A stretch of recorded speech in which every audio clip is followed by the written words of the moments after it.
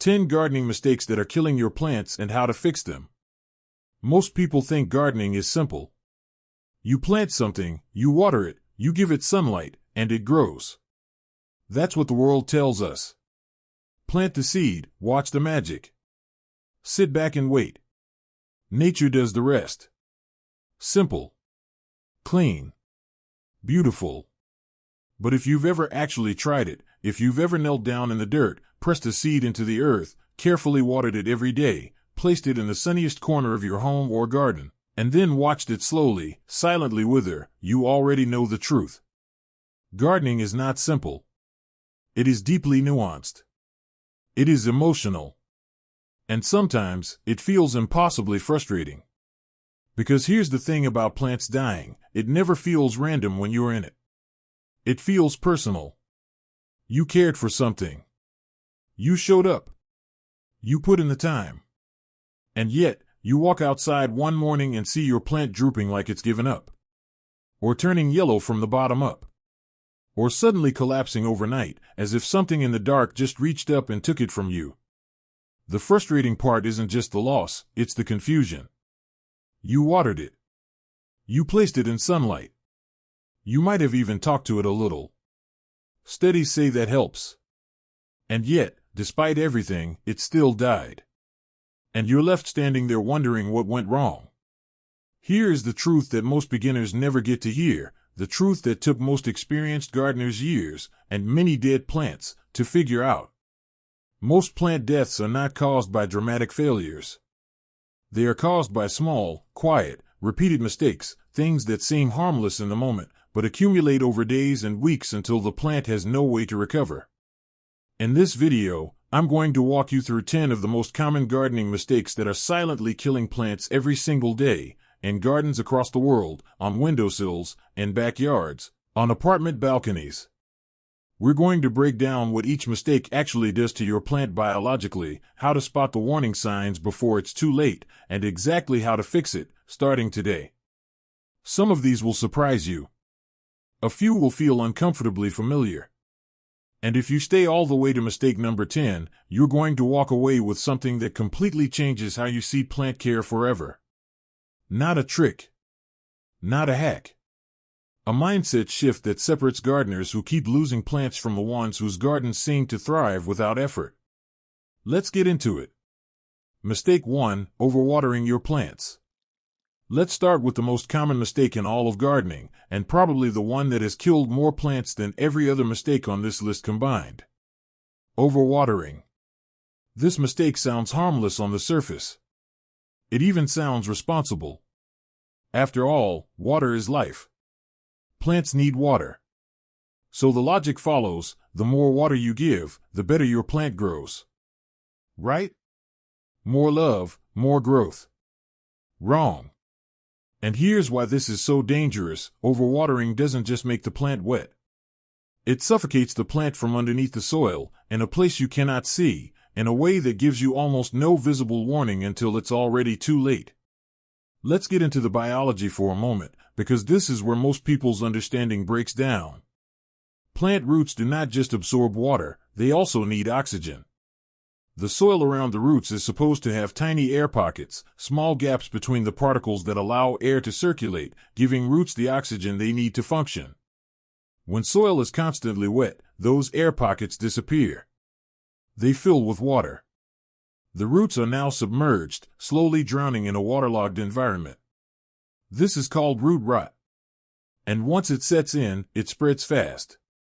The roots turn soft, brown, and mushy. They lose their ability to absorb nutrients. They begin to decay, and that decay can spread bacteria through the entire root system. And the cruelest part of all? The damage happens underground, where you cannot see it. So by the time your plant starts looking unhealthy on the surface, yellowing leaves, drooping stems, a sad slump to the whole plant, the roots may already be gone beyond saving. Here's where the mistake gets compounded. A beginner looks at their drooping plant and thinks, oh, it needs more water. So they water it again. More water on already waterlogged roots. The cycle continues until the plant collapses completely. And the person is left genuinely confused, because they did what they thought was right. Police car light signs of overwatering. Leaves turning yellow, not the crispy dry yellow of dehydration, but a soft, pale, almost translucent yellow. Soil that stays wet for days or never seems to dry out between waterings. Stems that feel soft, mushy, or limp rather than firm. A sour or unpleasant smell coming from the soil, a sign of bacterial decay. Fungus gnats hovering around the plant or mold forming on the soil surface. The fix. Throw out your watering schedule. The calendar doesn't know what your plant needs, the soil does. Instead of watering on a fixed day, learn to check. Push your finger 2 to 3 centimeters into the soil. If it feels moist, don't water. If it feels dry, water deeply, not a light sprinkle, but a thorough soak that reaches the deeper roots. Then let it drain. And always, use pots with drainage holes so excess water has somewhere to go. Plants don't die from lack of attention. They die from too much of it. Mistake 2. Underwatering your plants. Now we go to the opposite extreme. Because once people hear about the dangers of overwatering, something shifts in them. They become afraid, cautious, reluctant to water at all. They swing the pendulum too far in the other direction and fall into the second most common gardening mistake, underwatering. The reasoning sounds sensible. If I water less, I won't drown the plant. But plants still need consistent moisture to survive and grow. Water is not just hydration. It is the vehicle through which nutrients move from the soil, through the roots, up the stems, and into every leaf and cell in the plant. Without enough water, that system breaks down. The plant enters a kind of survival mode. It stops growing. It redirects all its remaining energy just to stay alive. First, it sacrifices its oldest, lowest leaves, pulling moisture from them to feed the core. Then it starts to close the tiny pores on its leaves to stop losing moisture through evaporation. Growth stalls. The plant becomes brittle, dry, and fragile. And if the drought continues long enough, even the core gives out. Police car light signs of underwatering. Leaves that feel dry and crispy, especially at the tips and edges. Soil that is pulled away from the sides of the pot, leaving a visible gap. The plant droops and wilts, but the soil is completely bone dry when you check it. Growth has stalled completely, with no new leaves forming. The fix. Stop guessing and start observing. Different plants have radically different moisture needs. A tropical houseplant may need water twice a week. A succulent may need water once every 2 to 3 weeks. Research your specific plant and pay attention to what it tells you. The goal is not to keep the soil soaking wet and not to let it turn to dust. The goal is balance, consistent, moderate moisture that matches that plant's natural environment. Mistake 3. Wrong sunlight exposure. Sunlight is where some of the biggest misunderstandings in gardening live. The assumption goes like this. Plants need sunlight, and more sunlight means more energy. So the brightest spot is always the best spot. But that assumption ignores something fundamental. Different plants evolved in completely different environments. Some plants grew in open fields under harsh midday sun. Others grew on forest floors, shaded by enormous canopies of trees, receiving only dappled, filtered light. These plants didn't just prefer less light. They were biologically designed for it. Their leaves are thinner, wider, and softer, built to capture every tiny photon that makes it through the canopy. Direct harsh sun doesn't supercharge them. It burns them. On the flip side, a sun-loving plant placed in a dark corner doesn't just grow slowly. It begins to stretch and contort itself in a process called etiolation, desperately reaching toward any available light source. The stems grow long and weak. The leaves become pale and sparse. The plant is essentially starving for energy it cannot produce. Police car light signs of wrong sunlight. Brown, papery patches or bleached spots on leaves, signs of sunburn. Pale, faded, or washed-out leaf color instead of vibrant green. The plant leaning heavily to one side, reaching for a light source. Long, weak, spindly stems with large gaps between leaves. The fix. Learn the 3 sunlight categories before placing any plant. Full sun plants need 6 to 8 hours of direct sunlight per day. Partial shade plants thrive with 3 to 6 hours of filtered or indirect light. Full shade plants need protection from direct sun and do best with soft, ambient light only. When you move a plant to a new spot, watch it daily for 3 to 5 days. A happy plant will perk up, orient its leaves evenly, and show new growth. An unhappy plant will tell you clearly with burn marks or desperate leaning. Mistake 4. Using the wrong soil. Here is a mistake that gets almost no attention from casual gardening content, but experienced growers understand it to be one of the most foundational elements of success. Soil type matters enormously. Many beginners treat soil as dirt, an interchangeable growing medium that just holds the plant upright. But soil is far more than that. It is an entire ecosystem.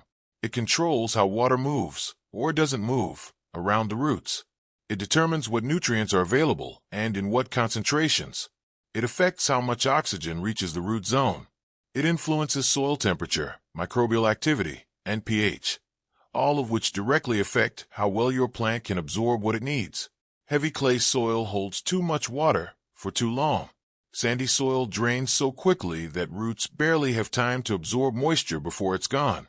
Soil that has been depleted of organic matter offers almost no nutritional value. And even if you water correctly and fertilize diligently, a plant in the wrong soil will always struggle. Police car light signs of wrong soil. Water pools on the surface for a long time before absorbing, or drains almost instantly. Plant growth remains stunted despite regular feeding. Roots are thin, pale, or weak-looking when you repot. The plant wilts repeatedly even with what seems like adequate watering. The fix: match the soil to the plant's needs. Vegetables flourish in rich, loamy soil packed with organic matter and nutrients. Succulents and cacti need a sandy, gritty, fast-draining mix that mimics their desert origins. General houseplants do well in a light, airy potting mix that retains some moisture but doesn't compact. Think of soil the same way you think of food. You wouldn't feed every human being the exact same meal every day. Plants are no different. Mistake 5. Ignoring drainage. You can have the right soil. You can water with perfect timing. You can give the plant ideal sunlight. And yet, if your pot has no drainage hole, you are still slowly killing your plant because water has nowhere to go. This mistake is especially common in container gardening, where people often choose pots based on aesthetics rather than function. Beautiful ceramic pots, trendy concrete bowls, decorative woven baskets. But if there is no hole in the bottom, every drop of water you pour in simply accumulates. It fills the bottom of the pot. It sits there, stagnant and still, creating a zone of waterlogged soil that the roots eventually reach and begin to rot in. The plant above the soil might look perfectly fine for weeks, while the roots below are quietly dying in that invisible pool at the bottom. Police car light signs of poor drainage. The bottom of the soil inside the pot stays consistently wet, even when the surface is dry. Mold or fungus appears on the top of the soil. The plant looks weak and wilted despite what seems like good watering habits. The fix: always use pots with drainage holes. If you love the look of a decorative pot with no hole, use a simple nursery pot inside it and simply lift the nursery pot out when watering. You can also add a layer of coarse gravel at the bottom of pots, though be aware that this helps somewhat but does not fully replace a drainage hole. Water must always have a way out. That is non-negotiable. Mistake 6. Over-fertilizing. Fertilizer is powerful. It is concentrated nutrition, a direct injection of the minerals and compounds that plants need to grow strong, produce flowers, and develop deep root systems. And when used correctly, it can transform a struggling plant into a thriving one in a matter of weeks. But fertilizer is also dangerous when misused. And the most common misuse is not using too little, it's pouring it on like it's water. When you over-fertilize, the concentration of salts and minerals in the soil becomes higher than the concentration inside the plant's roots. Water is then drawn out of the roots rather than into them, a process called fertilizer burn, or more technically, osmotic stress. The roots start to dehydrate from the inside. The tips of leaves turn brown and crispy. White mineral deposits appear on the top of the soil. And the plant, instead of growing faster, begins to decline. More fertilizer does not equal more growth. It equals more stress. Police car light signs of over-fertilizing. Brown, scorched tips on the leaves, the classic sign of fertilizer burn. A white or crusty salt buildup on the surface of the soil or around the rim of the pot. A plant that suddenly declines after being fed, rather than improving. The fix. Only fertilize during the active growing seasons, spring and summer for most plants. During autumn and winter, many plants slow down or go dormant, and feeding them during this period only stresses them. When in doubt, dilute your fertilizer to half the recommended strength. A little, consistently applied at the right time, will always outperform a lot applied at the wrong time. And if you suspect you've over-fertilized, flush the soil with plain water to wash out the excess salt buildup. Mistake 7, not pruning. Many gardeners feel deeply uncomfortable with the idea of cutting their plants. It feels counterintuitive, almost violent. You've spent weeks growing something, and now you're supposed to cut pieces of it off? On purpose? Yes. And here's why it matters. A plant is constantly making decisions about where to send its energy. Every yellowing leaf, every dead stem, every branch that hasn't produced new growth in months, these parts still draw on the plant's resources. The plant keeps sending energy there, not because it's recovering those parts, but because it hasn't abandoned them yet. When you prune those dead or dying sections away, you're not hurting the plant, you're liberating it. You're redirecting its energy toward the parts that are healthy and growing. You're opening up the canopy to allow light and airflow into the center. You're stimulating new growth by triggering the plant's natural regenerative response to damage. Pruning is not destruction. It is guidance. Police car light signs your plant needs pruning. The plant looks dense and crowded but unhealthy, with few new leaves forming. Dead, brown, or yellow leaves are stuck inside the plant, unable to fall off. Flowering or fruiting plants are producing fewer blooms or fruits than before. The fix.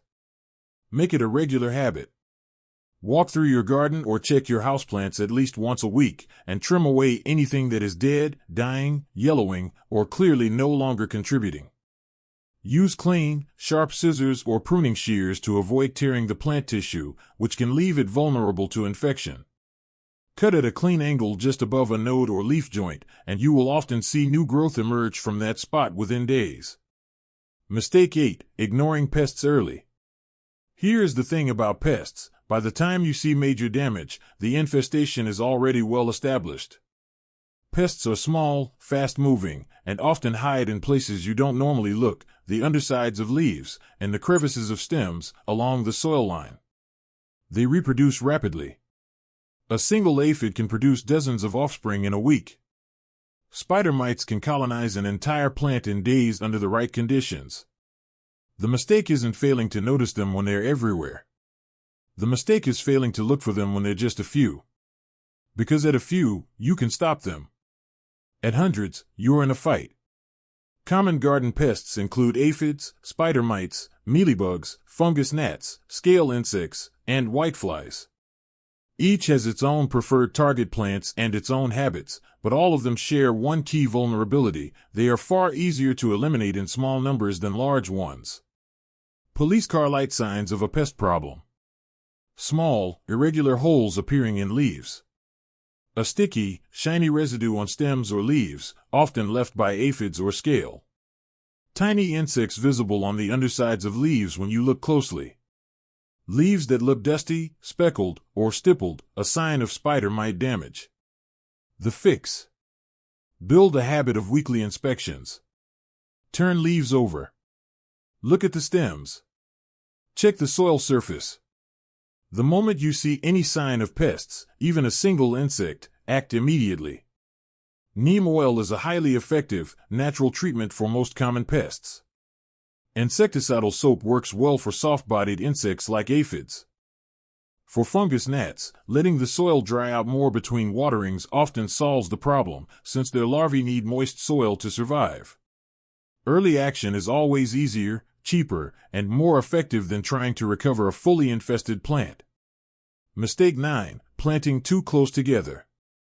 There is something visually appealing about a densely planted garden. Lush. Abundant. Full to bursting. When you plant things close together, it looks like more color, more growth, more life. But what happens beneath the surface and above it tells a very different story. Plants planted too close together are in direct competition, fighting for the same sunlight, the same nutrients in the soil, the same water, and the same physical space. And in that competition, none of them wins. All of them lose. Root systems begin to tangle and crowd each other, limiting how far each plant can extend to find water and nutrients. The canopy of one plant shades out its neighbor, cutting off the light that neighbor needs for photosynthesis. Airflow through the garden is reduced, creating humid pockets that become perfect breeding grounds for fungal diseases. Growth slows across the board. Yields drop. The garden that looked so lush starts to thin and weaken. Police car light signs of overcrowding. Leaves that are noticeably smaller than they should be for that plant type. Stems that are weak and unable to support themselves, reaching sideways for light. Plants visibly blocking and leaning against each other. Increased fungal issues like powdery mildew appearing across multiple plants. The fix. Always follow the spacing guidelines on your seed packet or plant tag. These are not arbitrary numbers, they are based on how large the plant's roots and canopy will actually grow at maturity. If you're working with seedlings, they may look tiny now, but give them the space their adult form will need. Thin overcrowded beds regularly, especially with vegetables. Give your plants room to breathe. You'll have fewer plants, but each one will be stronger, healthier, and more productive. Mistake 10, giving up too early. We have arrived at mistake number 10. The one I saved for last. And I want to be honest with you, this is the most emotional mistake on this list. Because this one isn't about technique. It's about patience and the quiet, persistent temptation to walk away. Here's what happens. You're trying. You're watering correctly. You've checked the light. You adjusted the soil. And still, the plant droops. Still, the leaves curl. Still, it doesn't look right. And after days or weeks of this, something in you says, it's gone. I should throw it away and start over. But here's what most people don't know about plants. They are remarkably resilient. They do not recover like a machine that reboots instantly. They recover slowly, organically, on their own timeline. And many plants that look completely dead, brown stems, no leaves, seemingly no life at all, are actually still alive at the root level, quietly gathering resources, waiting for the right conditions to push again. If you throw a plant away too soon, you'll never see that comeback. You'll never witness what it was capable of. And you'll carry the false belief that you can't keep plants alive, when in reality, you just needed to wait a little longer. Gardeners who succeed are not the ones with the best soil, or the most expensive fertilizers, or the perfect south-facing window. They are the ones who stay. Who troubleshoot. Who adjust and observe and try again. White heavy check mark before you give up, do this. Check the roots, gently remove the plant from its pot. If the roots are white or light tan, the plant is still alive. Only black, mushy, foul-smelling roots indicate true root death. Trim away all dead, brown, or crispy parts. This removes the drain on the plant's resources and redirects energy to living tissue. Adjust light, water, and soil conditions based on what you've learned, and give the changes at least 2 to 3 weeks to take effect. Give it time. Real recovery in plants is rarely visible in days. It happens over weeks. New growth is always slow at first. Patience is the most underrated gardening skill. Possibly the most underrated skill in life. But in gardening, it is the one that makes every other skill actually work. So there they are. 10 mistakes. 10 silent killers. And if you've made any of them, you are absolutely not alone. Every gardener has. The most experienced growers in the world have stories about plants they overwatered, beds they planted too close, or infestations they caught too late. That's not failure. That's gardening. The difference between a garden that struggles and one that thrives is not magic, and it is not luck. It is awareness. The willingness to look closely, to ask why, to make adjustments, and to stay curious about what your plants are actually telling you. Because plants do communicate. Not in words, but in leaves, in color, in posture, in the texture of their soil and the smell of their roots. Every sign is a message. And now that you know what to look for, you'll start catching those messages early, before the damage becomes irreversible. Now I want to hear from you. Drop a comment below and tell me, which mistake surprised you the most? Which one hit a little too close to home? And what plant are you currently working to save or grow? I read every comment, and I love hearing what you're all working through. If this video helped you, subscribe, because the next one might save your entire garden. We're going deep on topics that most gardening channels never touch. And every week, we're building a community of people who actually understand their plants. See you in the next one.